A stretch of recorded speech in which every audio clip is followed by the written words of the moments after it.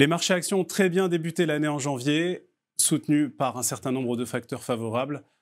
Les prix de l'énergie, particulièrement le cours du gaz en Europe, ont accéléré le repli amorcé en décembre, éloignant ainsi le spectre d'une aggravation de l'inflation et d'une récession profonde en Europe.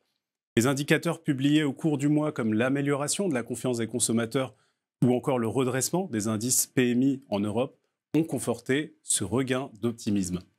Les marchés ont également bien accueilli la poursuite de la réouverture de l'économie chinoise, l'assouplissement des restrictions sanitaires ayant rassuré les investisseurs sur la croissance de la deuxième économie du monde.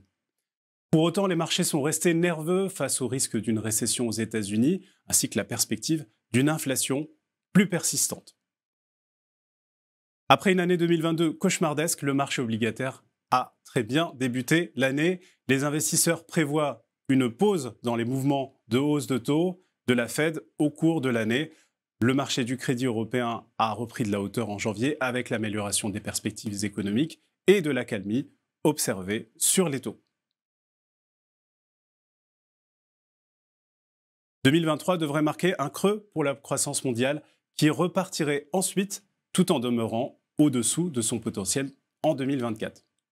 L'un des points clés pour les investisseurs est de savoir si et quand les États-Unis vont entrer en récession compte tenu du délai de transmission de la politique monétaire. La récession reste le scénario le plus probable selon nous.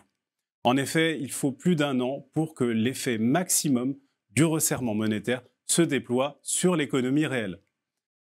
La bonne nouvelle, c'est que cette année, l'inflation devrait se modérer. Aux États-Unis, l'inflation totale a déjà bien ralenti et les pressions à la baisse sur l'inflation devraient se poursuivre à partir du printemps, grâce notamment au ralentissement de la composante immobilière. En zone euro, l'inflation est sur un niveau plus haut, 8,5% en janvier. La Réserve fédérale, donc la Fed, a indiqué 2 critères phares pour l'orientation de sa politique monétaire en 2023, la réduction des pressions sur le marché du travail et le ralentissement convaincant de l'inflation des services. Aux États-Unis, le marché du travail est toujours tendu. Le contexte justifie un taux directeur terminal pour la Fed autour de 5 à 5,25% et le maintien d'une communication agressive face à l'inflation pendant un certain temps. En zone euro, nous envisageons encore un resserrement significatif à venir. L'année devrait être globalement positive pour les actifs financiers, mais le marché l'a bien anticipé et probablement est allé un peu trop vite. Nous pensons donc qu'il vaut mieux se montrer prudent à court terme. Il peut y avoir encore des moments compliqués à gérer, notamment en relation avec l'évolution de l'inflation ou des politiques monétaires des banques centrales qui semblent avoir été mis de côté peut-être un peu trop vite. Sur les actions, nous restons donc neutres. Nous pensons que la volatilité prévisible sur les marchés obligataires devrait entraîner une légère consolidation des marchés actions à court terme, sans remettre en cause nos objectifs annuels, qui se situent cependant que très marginalement au-dessus des niveaux actuels. Dans ce contexte, les États-Unis pourraient résister en relatif grâce à leur statut de marché refuge, mais pas forcément en absolu.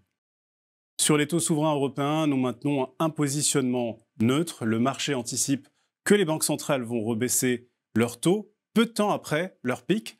Elles pourraient au final rester plus restrictives, repoussant les taux longs à la hausse. Le mouvement sur les primes de risque dites investment grade et high yield a été fort et rapide, incitant à une certaine prudence à court terme.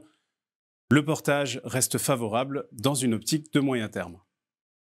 Sur les obligations d'entreprise, nous sommes neutres. Dans un environnement économique encore incertain, les obligations d'entreprise, et en particulier celles de bonne qualité, offrent selon nous de bonnes perspectives de portage. Le crédit à haut rendement, quant à lui, peut également se révéler intéressant.